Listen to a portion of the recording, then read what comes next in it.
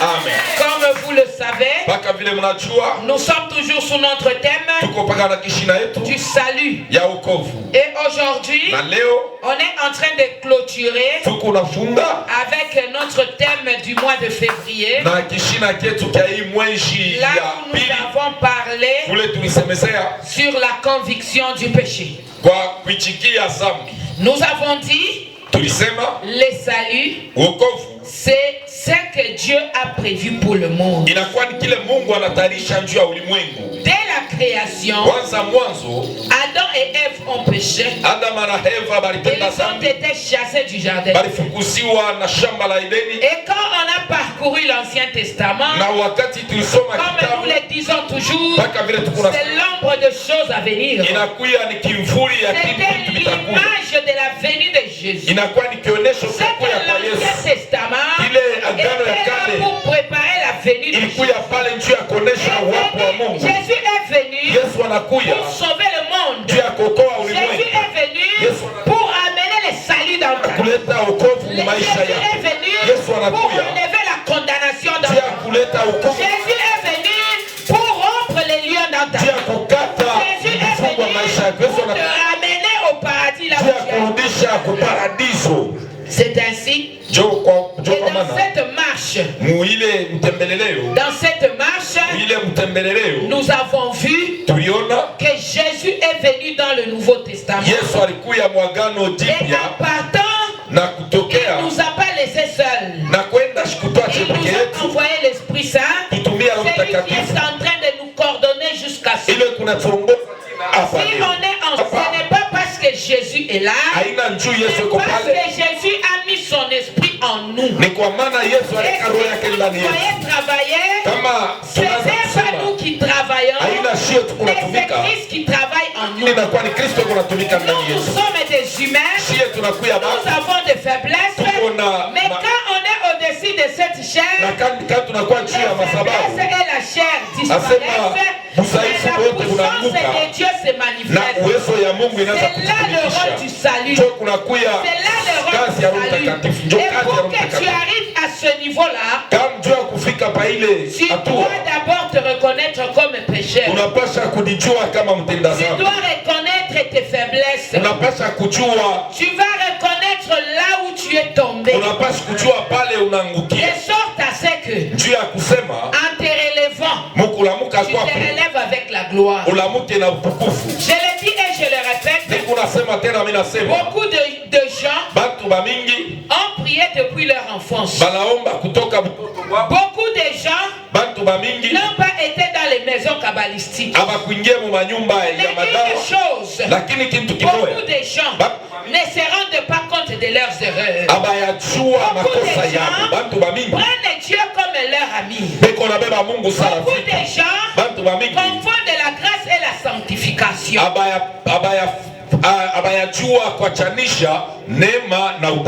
C'est-à-dire quoi?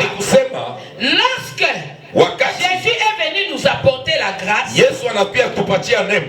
que la punition du péché n'est pas palpable comme au premier jour, je suis en train de donner un exemple.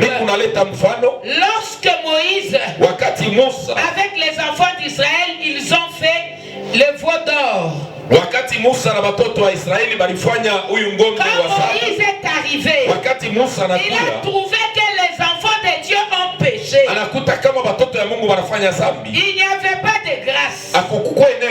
D'un seul coup, soit tu suis Moïse, soit tu suis le veau d'or. Et ceux qui ont suivi le veau d'or n'ont pas eu à demander pardon, n'ont pas eu à être justifiés. Leur péché n'a pas été effacé. Même moment ils ont péché, la Bible me dit, Dieu a ordonné que la terre s'ouvre et qu'ils soient enterrés le même jour. Là il n'y avait pas la grâce. Et c'est différent de la sanctification. Je suis en train de dire à quelqu'un, les jours où les enfants de Dieu sont sortis d'Israël, ils sont sortis d'Égypte. Vous Israeli. La Bible me dit, Biblia iko Dieu nasema a permis Mungu que la anaruhusu terre se divise en deux. asema Afin budongo que les mshuke enfants mapa de Dieu katikati passent à travers la terre sèche. ili batoto ya Mungu bapite pa Mais budongo pakavu.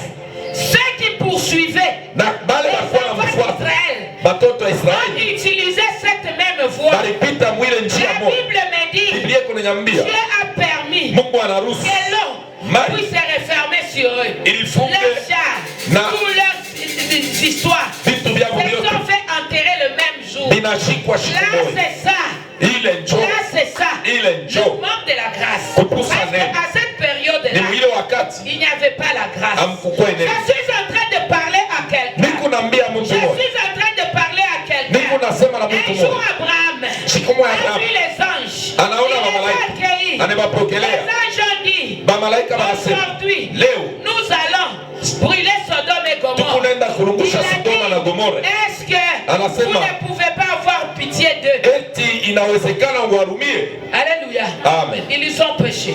Banahubiri Ils ont péché. banatenda Et sana comme punition, na kama Dieu hukumu a permis Mungu anaruhusu de mettre le souffle de feu asema afin sukume que les moto gens puissent mourir. ili bale bantu bafariki. Ils ont péché comme nous péchons. Balifanya zambi kama shie La tunafanya déluge, zambi. les Asema gens mai ont péché comme nous avons péché. bantu balifanya zambi sa Mais la différence ya est chanisho que shie quand ils péchaient, Wakati la Mungu alikuwa punition anatenda sana. intervenait au même moment. Asema Mais moi et toi, quand nous péchons, hukumu ilikuwa inakuja la pale punition pale. intervient. Lakini Mais mie elle na n'est wewe, pas spontanée parce qu'il y a la grâce. hukumu mie na wewe hata kama tunatenda zambi hukumu hii kunakuya baadaye maana kuko neema. Alléluia. Amen. Alléluia. Amen. C'est pourquoi, Cho kwa maana pour que moi et toi nous soyons sauvés, ile mie na wewe il faut tukolewe d'abord que nous reconnaissons que nous sommes pécheurs. inafaa tujue ya kusema tuko batenda zambi. Biblia inasema Tous hivi ont péché, Wote ils batenda sont zambi. privés de la gloire. Banapusa utukufu. C'est-à-dire quoi? Ni kusema nini? Pourquoi la gloire de Dieu dans ta Juu vie? ya kuona Tu utukufu dois ya Mungu maisha arrêter de yako pécher. unapaswa kuacha zambi. Wakati unafanya zambi hautaona utukufu wa Mungu. Cho kwa maana leo Beaucoup de gens sont en train de se plaindre. watu mamingi beko na Ils dia disent, nous allons à l'église, tunaenda nous kanisa cherchons Dieu, tunatafuta nous Mungu prions. tunaomba Pourquoi notre vie ne change juu ya nini pas? maisha yetu Laisse-moi haibadiliki. dire à quelqu'un, Mbie si mtu ta moya, vie ne change kama pas maisha yako aujourd'hui, haibadiliki c'est leo, parce que tu n'as pas ni arrêté de juu ya kusema wache zambi. Alléluia. Amen. Alléluia. Amen. C'est parce que tu n'as pas arrêté de pécher. Ni juu hauya kutenda zambi. Et dans la même église, Na mukanisa moja ceux qui vivent la sanctification, bale beko naishi voient la utakaso main de beko l'éternel. naona mkono ya Mais ceux wamilele qui sont dans les péchés, na bale beko vous mzambi recevrez la même évangélisation.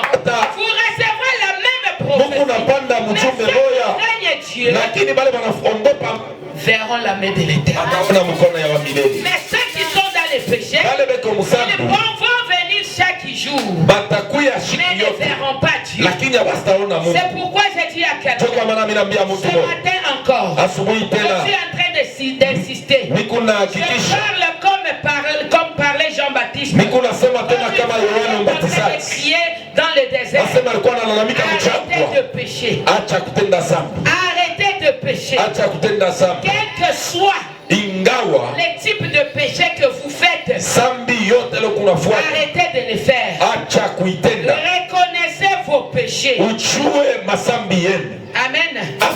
Alléluia. Amen. Alléluia. Amen.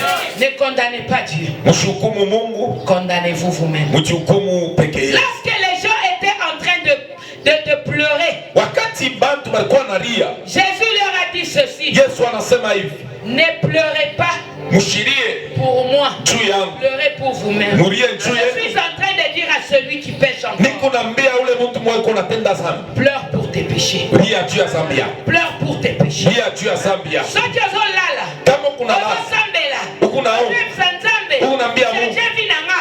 Sois aussi te akoyebisa Nzambe. badilisha maisha yako. Nzambe, longola nga na maso. Sema tena wakati ya kuambia Mungu, Mungu nitoshe mzambi. Amen. Amen. Combien de gens font cette prière? Bantu bangapi beko naomba vile? Vendredi maombi, c'est tout le monde qui est en prière. Oh Mungu, bariki ndoa yangu. Mungu, bariki batoto yangu. Mungu, bariki kazi yangu. Personne n'est là pour prier Mungu. Fais de moi une sainte. Hakuna mtu eko pale njoo akwambia Mungu, unifanye na mie nikuwe mtakatifu. Alléluia. Amen. Combien font ces gens? Bantu bangapi beko naomba vile? Toute prière que nous faisons, c'est pour les biens matériels. Je suis en train de te dire, tout ce que vous voyez sera. Tout ce que vous voyez sera. La Bible me dit, il y aura un temps où les gens commenceront à chercher, même d'écouter la parole. Mais il n'y aura plus de parole qui va te prêcher. Parce que tous les prédicateurs, tous les serviteurs seront enlevés. Et qui te prêchera encore la parole? Et qui te parlera encore sur les péchés? La Bible dit, la souffrance sera très forte. Prie Dieu pour que cette souffrance ne te trouve pas. Amen. Alléluia. Alléluia. La Bible dit, vous chercherez la mort. La mort refusera. Ah, quelqu'un peut dire amen. Quelqu'un peut dire amen. Tu chercheras la mort va refuser. C'est pourquoi toi qui as la chance d'écouter la parole de Dieu, je veux que tu sois d'abord convaincu de ton péché. Je vais le répéter 1000 fois. J'ai dit, si tu vois un fou sur la route, il est mal habillé, très sale, il ne se lave pas, tel qu'il est là, il trouve qu'il est bien. Tu peux même lui dire, tu es fou, il dit, moi je suis pas fou. Mais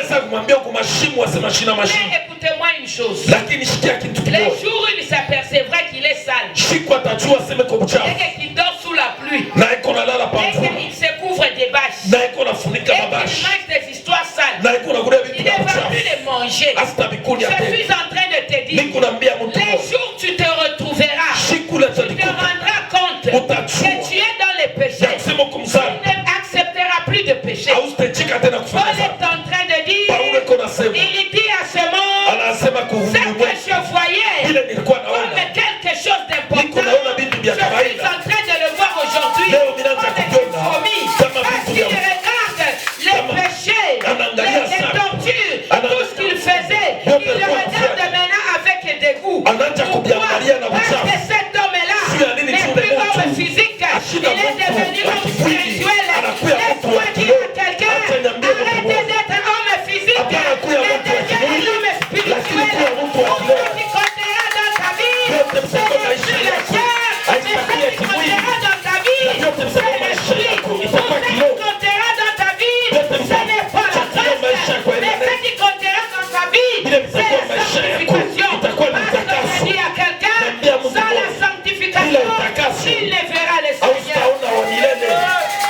Alléluia. Amen. Alléluia. Amen. Nous allons lire le thème sur le salut. Nous sommes dans Ephésiens 2:8. Nous n'oublions pas la repentance comme ça nous a été dit dans Jean 16:8. Et aujourd'hui, nous allons lire Acte 2, 23 à 36. Acte 2, 23 à 36. On commence par Ephésiens 2:8. On descend par Jean 16:8. Et puis on conclut avec le verset du jour, Acte 2, 23 à 36. Ephésiens chapitre 2, le verset 8, la Bible déclare: car c'est par grâce que vous êtes sauvés par les moyens de la foi. Cela ne vient pas de vous, c'est un don de Dieu. Amen. Amen. Jean chapitre 8, 16, 8, nous lisons au nom de Jésus. Et quand il sera venu, il convaincra le monde en ce qui concerne les péchés, la justice et le jugement. Amen. Amen. Acte des apôtres. Acte des apôtres 2, 23 à 36. Acte des apôtres chapitre 2, le verset 23 à 36. Il est écrit. Tu peux commencer même à 25. Le 25. À 36. En effet, David dit de lui: je garde constamment les yeux fixés sur le Seigneur, car il est ma droite, pour que je ne vacille pas. Voilà pourquoi mon cœur est dans la joie et mes paroles débordent dans les graisses. même mon corps reposera dans l'espérance. 27. Tu ne m'abandonneras pas dans les séjours des morts. Tu ne laisseras pas un homme qui s'est dévoué se décomposer dans la tombe. Car tu m'as fait connaître le chemin de la vie, et tu me combleras de joie à ta présence. 29. Mes frères, permettez-moi de vous parler franchement. Le patriarche David est bel et bien mort et enterré. Son tombeau existe encore près d'ici aujourd'hui. Mais il était prophète et il savait que Dieu lui avait promis, sous la foi du serment, de faire asseoir sur son trône un des descendants. 31. Ainsi, il a entrevu par avance la résurrection du Messie, et c'est d'elle qu'il parle en disant que Dieu ne l'abandonnera pas dans les séjours des morts et qu'il ne laissera pas son corps se décomposer. 32. Dieu a ressuscité, c'est Jésus dont je parle. Nous en sommes tous témoins. Ensuite, il a été élevé pour siéger à la droite de Dieu, et maintenant, comme Dieu l'a promis, il a reçu du Père l'Esprit Saint et il a répandu sur nous. C'est là ce que vous voyez et entendez. 34. En effet, David, lui, n'est pas monté au ciel, mais il a dit, le Seigneur a dit à mon Seigneur, viens siéger à ma droite jusqu'à ce que j'aie mis tes ennemis à terre sous tes pieds. 36. Voici donc ce que tous les peuples d'Israël doivent savoir avec une entière certitude. Dieu a fait Seigneur et Messie, c'est Jésus que vous avez crucifié. Amen. Alléluia. Amen. Alléluia. Amen. Nous avons dit ceci. Nous sommes sauvés. Mais après avoir dit cela, on nous a dit que nous devons être convaincus du péché. La grâce est venue te sauver. Mais lorsque tu n'es pas convaincu par le péché que tu fais, la grâce n'a pas de la place. Amen, amen. La grâce n'a pas de la place dans ta vie. Pour que la grâce ait une place, il faut que là où tu es, ton cœur te convainc que j'ai péché. J'ai péché contre qui? Nous avons vu à notre première journée, lorsqu'on prêchait sur cette terre, on a dit ceci.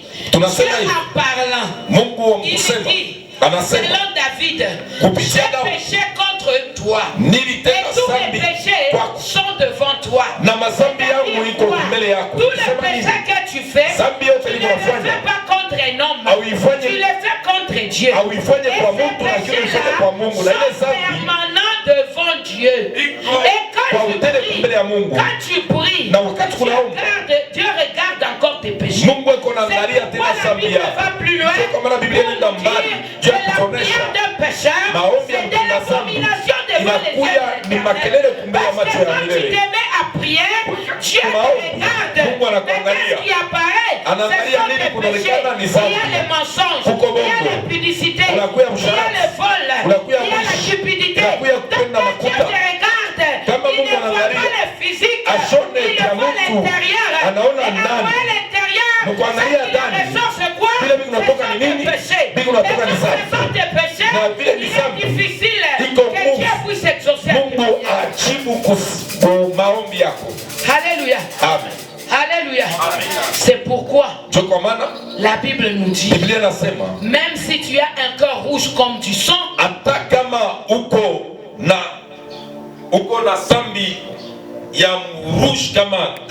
je vais le purifier pour qu'il soit blanc comme de la neige. Quand est-ce que Dieu purifie tes péchés? C'est lorsque tu reconnais que tu as... Si tu ne reconnais pas, j'ai toujours dit, Jésus dit, et la Bible est en train de nous dire ceci, même si vous les hommes que j'ai fait à mon image, vous refusez de m'adorer, je ressusciterai même les pierres. Il est en train de dire à Ézéchiel,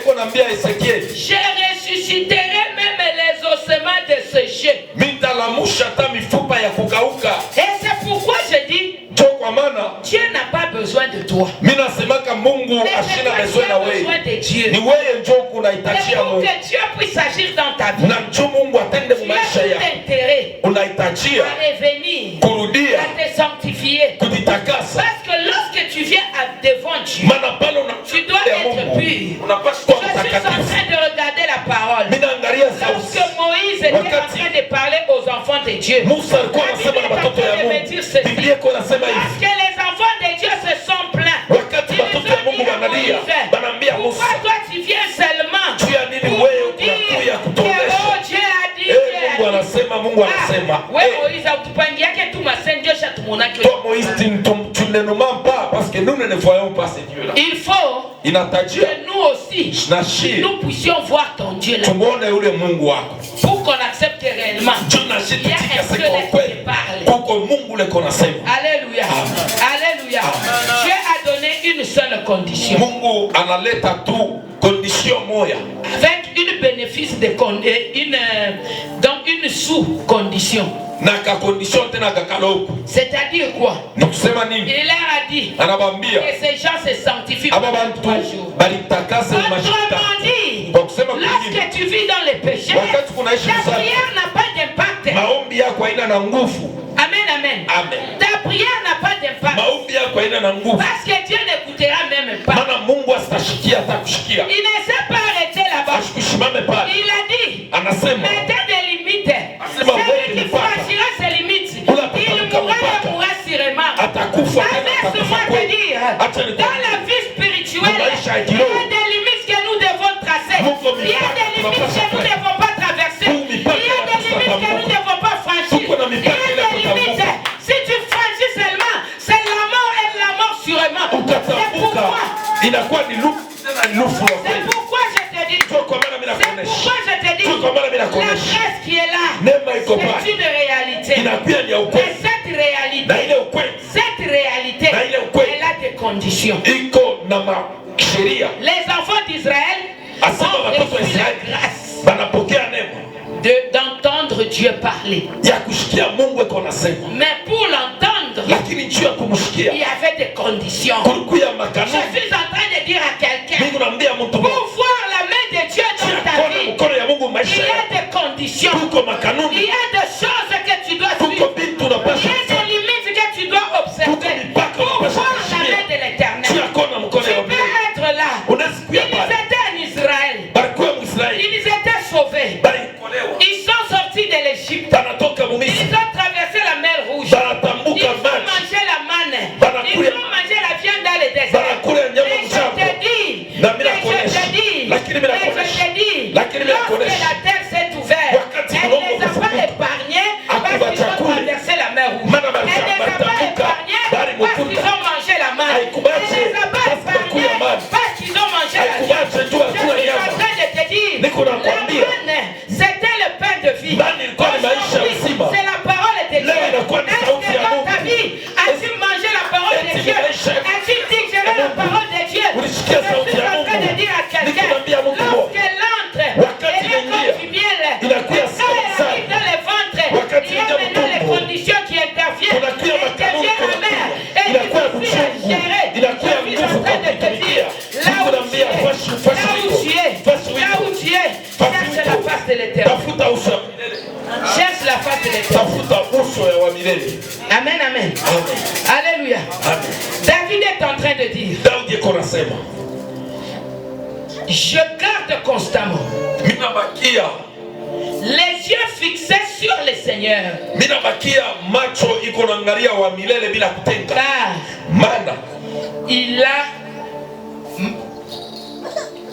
Car il est à ma droite pour que je ne vacille pas. Alléluia.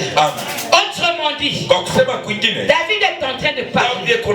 Il dit, là où je suis, je regarde toujours à la croix. Je regarde toujours à la croix. Je sais que Dieu est à ma droite pour que je ne pêche pas. Amen. Alléluia. Il est à ma droite pour que je ne pêche pas. Il y a quelqu'un qui a compris quelque chose. David était en train de dire ceci. Si je sers aujourd'hui Dieu,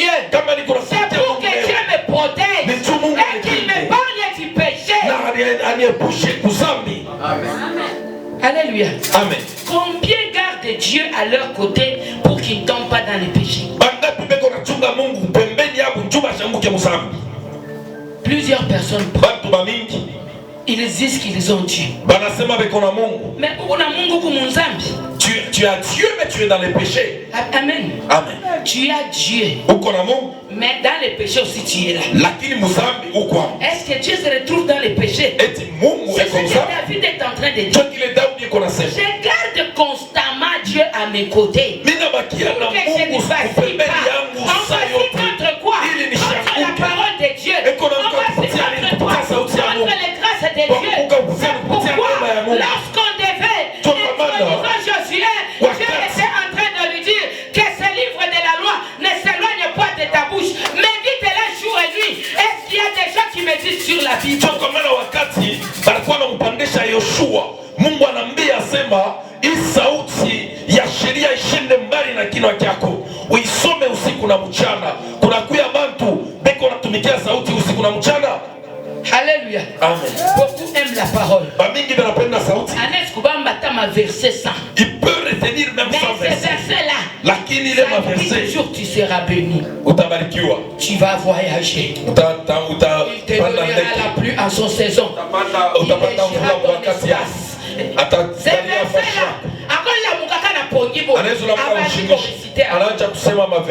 Mais combien de gens habitent sur la parole là où Dieu est en train de condamner les péchés? Combien de gens ont dans leur tête les versets qui condamnent le péché? Même celui qui ne va pas à l'église, il te dira que nous sommes pendant une période de grâce. Il n'y a plus de condamnation pour ceux qui sont. Ce n'est pas mauvais. Mais est-ce que toi tu es en Christ? C'est ça la question que tu dois te poser. Il n'y a plus de condamnation pour ceux qui sont en Christ. Est-ce que toi tu es en Christ ou en dehors de Christ? Parce que si tu es en Christ, le péché n'a pas de la place. Amen. Amen. Si tu es en Christ, la sanctification sera ton cheval de bataille. C'est pourquoi il est en train de dire ici, je garde Dieu à ma droite. Vous voyez, quand un président est en train de dire un discours, assis à pointer, il y a quelque chose à vaciller. Alléluia. De la même façon, quand lui il garde Dieu à ses côtés, lorsqu'il fait seulement le mal, Dieu le signale. Tu n'es pas avec moi. Je suis en train de parler d'un David qui a pris une femme d'autrui. La Bible me dit, il a envoyé le prophète Nathan pour lui dire ce que tu as fait. Alléluia. Amen. Pourquoi? Parce que Dieu est à ses côtés. Mais il y a des gens, même s'ils pêchent, ils n'ont pas de condamnation. Si réellement l'Esprit de Dieu, comme le dit la parole, est en toi, lorsque tu pêches, l'Esprit te convaincra du péché. Alléluia. Amen. L'Esprit te convaincra du péché. Et là tu verras ce que je fais n'est pas bon. Donc je dois changer. Si tu n'as pas un repère dans ta vie, tu dois savoir que Dieu n'est pas avec toi. Amen. Amen. Ton problème ne regarde pas Dieu. Vendredi unaomba jeûne prière tout na séminaire unaingia 3 jours tout naïf. Même si tu suis les prières matin, midi, soir, tes prières ne font rien. Pourquoi? Dieu parce que Dieu n'est pas avec toi. Il y a quelqu'un qui peut dire amen.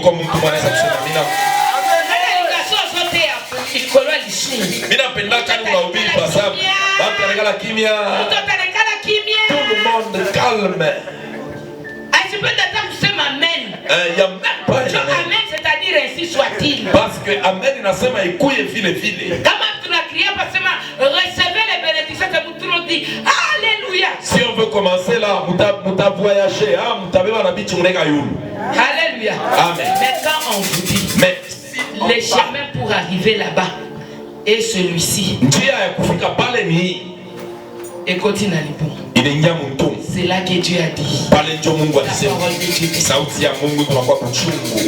Alléluia. Amen. La parole de Dieu devient amen. Minjo va t'énionner. C'est moi. Maintenant, lui, pendant qu'il parle, moi je ne peux pas répondre. Est-ce que moi, dans ma bouche là, il n'y a pas de dents? Est-ce que moi je ne parle jamais? Alléluia. Amen. Alléluia. Amen. La Bible me dit. La Bible qu'on a sema. Il était comme un brebis muet. Alikuya kama kondoo wa shipukinwa. Alors que s'il se met à prêcher, il pouvait prêcher pendant des heures. Kama anashimama ubiri, atahubiri. S'il est en train de prier, il pouvait même prier toute la nuit. Kama alikuwa naomba nasiko matabushikuboti. Mais quand on était en train de le frapper, de le flageller, la Bible me dit, il était silencieux. Il n'a même pas dit un mot. Comme un brebis muet devant ceux qui le tentent. Je veux que tu sois aussi comme ça. Et ça te permettra d'éviter beaucoup de péchés. Devant le mal, devant les problèmes, devant les difficultés, garde ta langue, garde ton cœur, garde ta tête. Parce que c'est de là que vient le mal. Je te dis, il y a la rémunération. Alléluia. Amen. Il est en train de nous dire, voilà pourquoi mon cœur est dans la joie et mes paroles débordent d'allégresse. Même mon corps reposera dans l'espérance et tu ne m'abandonneras pas dans le séjour des morts. Tu ne laisseras pas un homme qui t'est dévoué à se décomposer dans la tombe.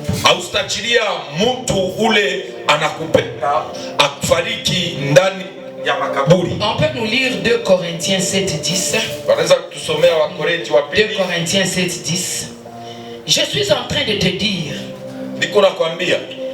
lorsque Dieu est à ses côtés, David est dans la joie. Parce que Dieu ne permettra jamais que le mal arrive à David. Pourquoi? Parce que David, il a déjà apprivoisé Dieu. Même lorsqu'il mourra, Dieu ne permettra jamais que le mal lui arrive. C'est ce que je vais dire à quelqu'un. Lorsque Samuel était mort, la Bible me dit Samuel était dans le repos. Lorsque Saül est allé le réveiller, il lui a dit qu'y a-t-il entre moi et toi? Parce que lui il devait se reposer. Je suis en train de te dire, même au-delà, celui qui a servi Dieu, il est protégé et continuera toujours à être protégé. C'est pourquoi je suis en train de vous rappeler. Un jour les gens étaient allés enterrer un mort. Et sur la route, il y a eu des combats. Ils sont arrivés, au lieu d'enterrer les morts, ils l'ont jeté. En les jetant, par malheur, par bonheur, par grâce, par miséricorde, le corps de cette âme est tombé sur les ossements d'Élisée. Laisse-moi dire à quelqu'un, si Dieu peut donner la puissance aux ossements, c'est la plus forte raison pourquoi ne récompenser les services que tu feras sur la terre. On peut nous lire d'abord. 2 Corinthiens chapitre 7, le verset 10, il est écrit, en effet, la tristesse qui est bonne aux yeux de Dieu produit un changement d'attitude qui conduit au salut. Lentement. Il dit ceci. La tristesse qui est bon aux yeux de l'Éternel est celui qui nous conduit au salut. Bon, je veux te dire, qu'est-ce qui nous conduit au salut? On va rentrer dans la Bible. Sans la sanctification, nul ne verra le Seigneur. Pour que nous arrivons chez Dieu, il faut que nous soyons purifiés. Oh, la tristesse que tu dois avoir toi, c'est quelle tristesse? C'est la tristesse de tes péchés. Quoi le royaume de Dieu? Alors si tu te soucies de tes péchés, c'est alors que tu auras le salut. Alléluia. La tristesse de Dieu, des choses de Dieu, des choses spirituelles qui manquent à toi, c'est cette tristesse qui te conduit à Dieu. Tu es là, tu te dis, ça fait 4 ans, je suis dans Cité des Vainqueurs. Qu'est-ce que je fais comme service spirituel? Ouais, on a kuyaka tu ni kuikala muba. Toi tu viens t'asseoir. Kaji yako ba pasteur haba ngarabo bale banafanya hivi. Pasteur ho haba ngarabo bale balijibu hivi. Donc c'est ça que toi tu es venu. 4 ans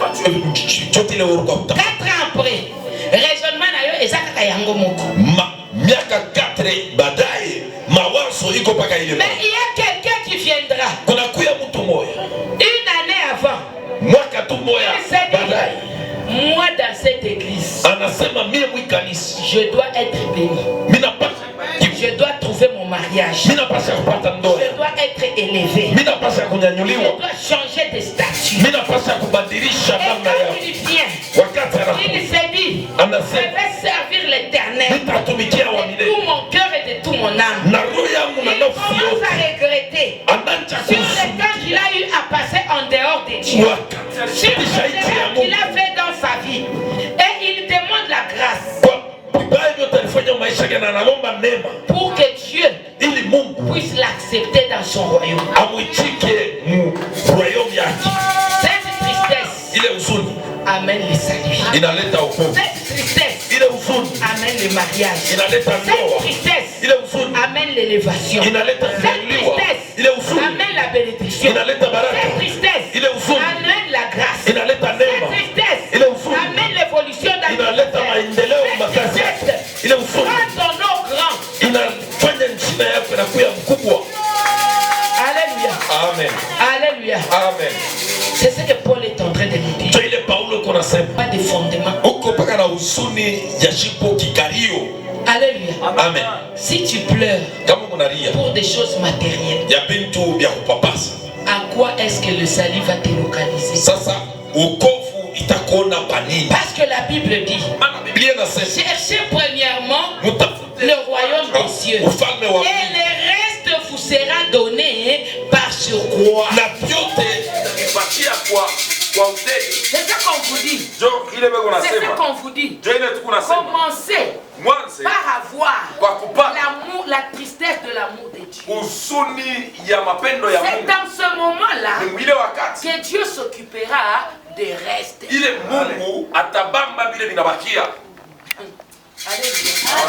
Alléluia. J'ai toujours dit à celui qui avait 5 talents, Dieu d'abord a multiplié pour faire 10 talents. Et par-dessus le marché, il a arraché à celui qui avait 1 pour ajouter à celui qui avait 10. Il a eu 11.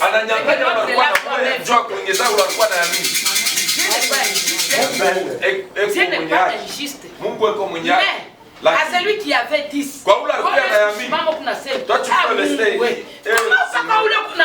Pourquoi tu donnes seulement à celui-là? Raison. Sanctification. Sheria utakaso. Alléluia. La personne se sanctifie. Et se rend compte qu'il doit servir Dieu dans l'humilité et la sanctification. Dieu ne fait qu'ajouter. Et toi tu viens à l'église, tu fais regardez, celui-là, c'est parce qu'il est caché comme ça, et c'est parce que nous ne le verrons pas. Et il pensait que parce qu'il a cette véhicule, c'est véhicule.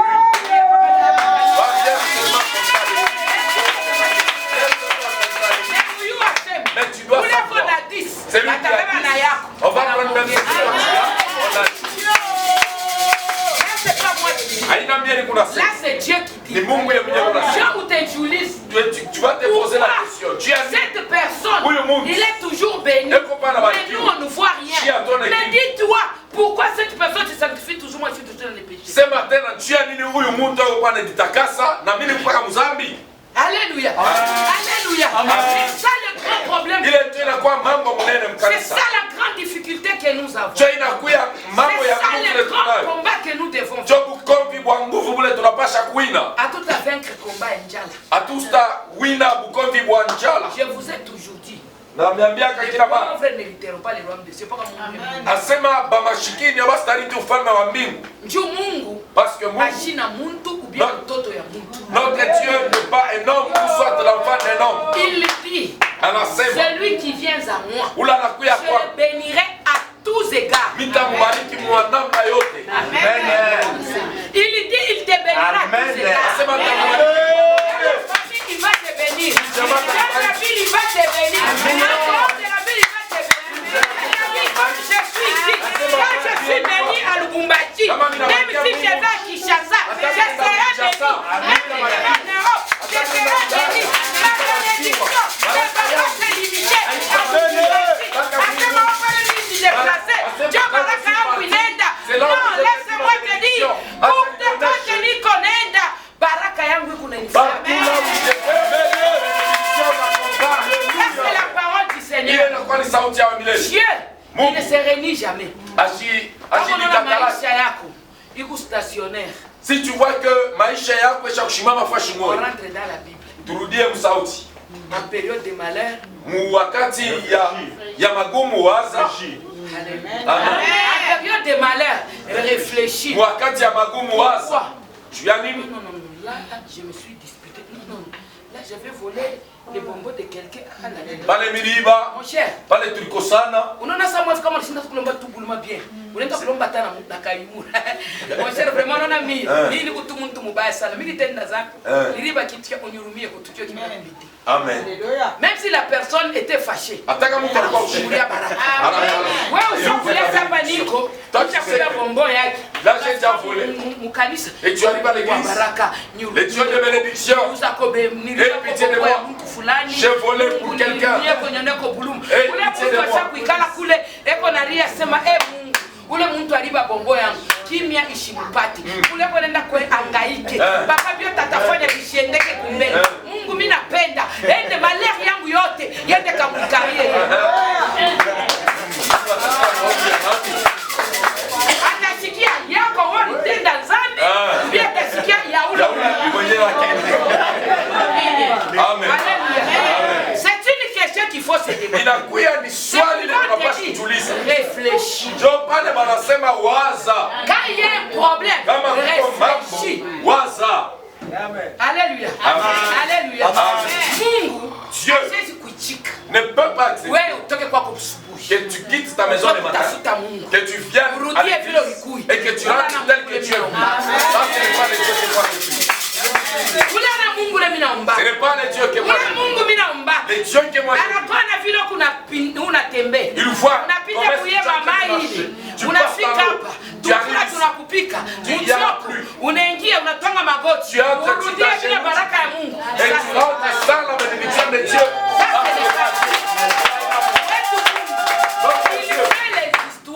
Au-delà même de nos attentes.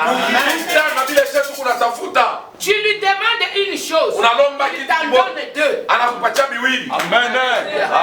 Alléluia. Amen. C'est le Dieu que nous cherchons. Ça c'est le Dieu que nous cherchons.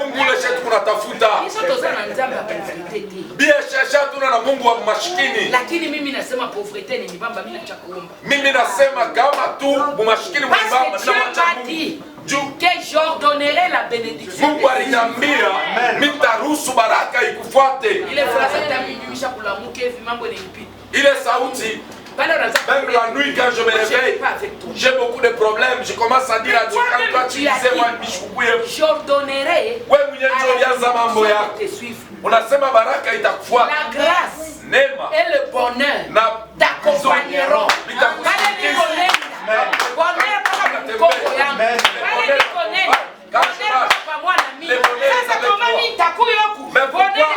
Moi je suis ici et le bonheur est de l'autre côté. Soit tu es Dieu, soit tu n'es pas.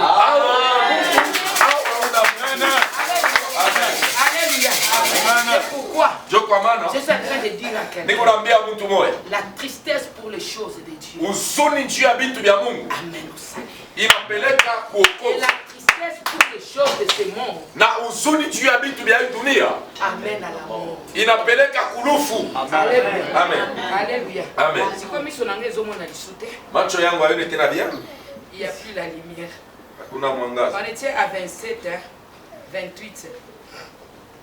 La Bible dit, car tu m'as fait connaître le chemin de la vie et tu me combleras de joie en ta présence. Alléluia. Amen. Alléluia. Amen. Quel est le chemin de la vie? Quel est le chemin de la vie? Le chemin de la vie, c'est la sanctification. Le chemin de la vie, c'est de laisser les péchés. Le chemin de la vie, c'est de faire la volonté de Dieu. Il dit ceci, Dieu, tu m'as fait connaître le chemin de la vie. Père éternel, tu m'as fait connaître le chemin de la victoire.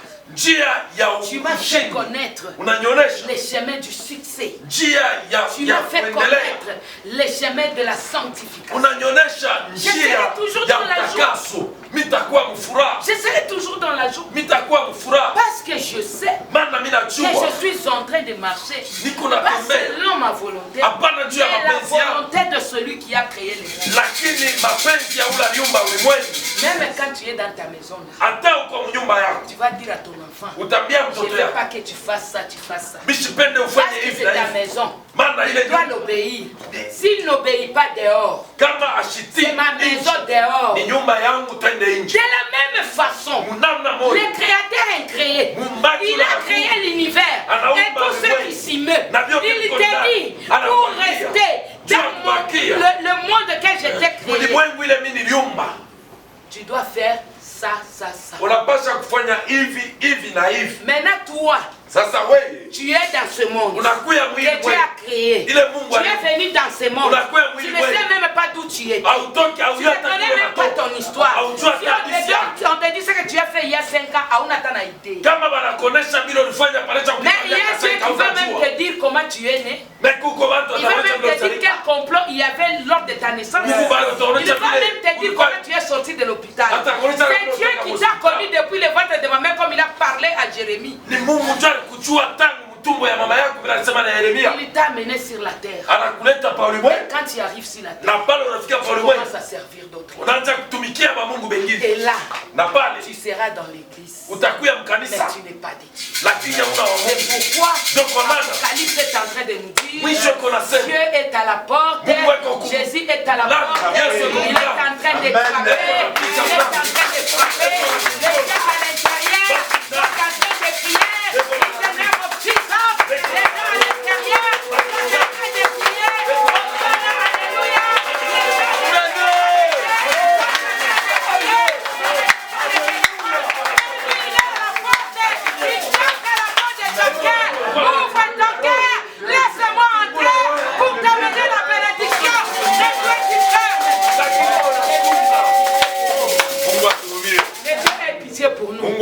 David dit, j'ai la joie.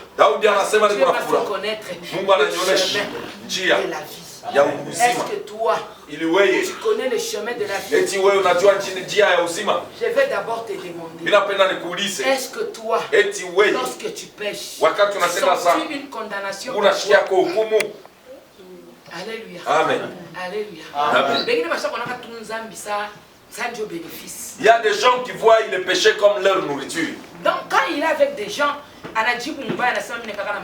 Quand on a bantu, il a mal répondu à moi, j'ai des mains libres. Je vais te mettre en haut-parleur. Mais est-ce que ce que tu fais, c'est pour la gloire de Dieu? Si tu n'as pas un repère, sache que l'Esprit de Dieu n'est pas avec toi. L'Esprit de Dieu n'est pas avec toi. Et lorsque l'Esprit de Dieu n'est pas avec toi, présence yako dans l'église, c'est perdre du temps. Amen. Amen. Ta présence en ces lieux, c'est perte totale de temps.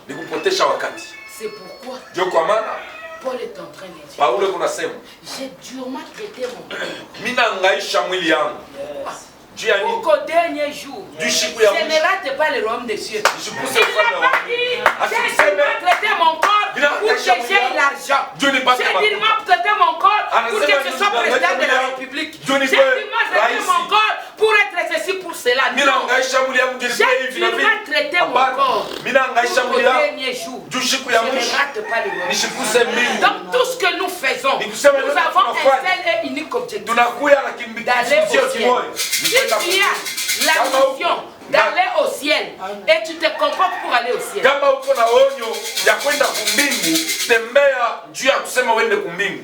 et tout ce qui est sur la terre,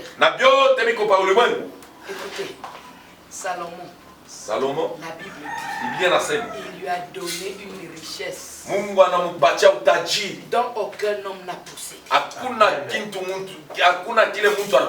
Il était roi, il avait l'honneur, il avait le pouvoir avec lui, il avait les moyens, il pouvait tuer 1000 vaches, vraiment. Amen.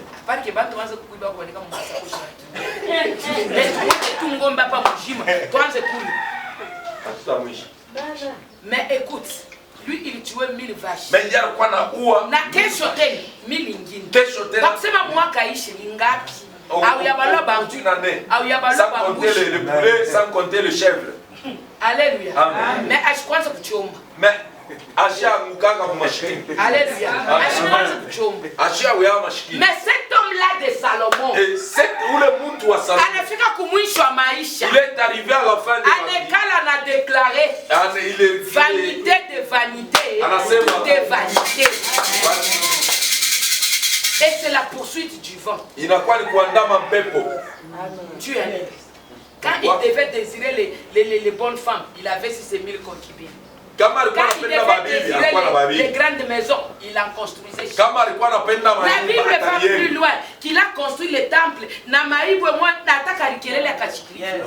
Bible nenda mbali kusema anaenda kanisa. Unaenda tukijua papa alipo itashirika pale na mkile.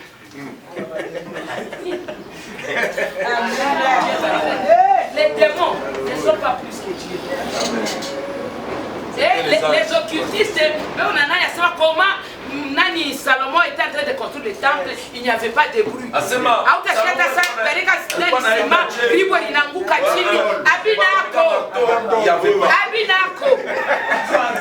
Donc les Kimia n'a fait le temple riche. Mais Koumisho, il dit tout est vain. À la fin, c'est-à-dire l'argent. Anasema makuta ce qui a de la valeur dans la vie de quelqu'un.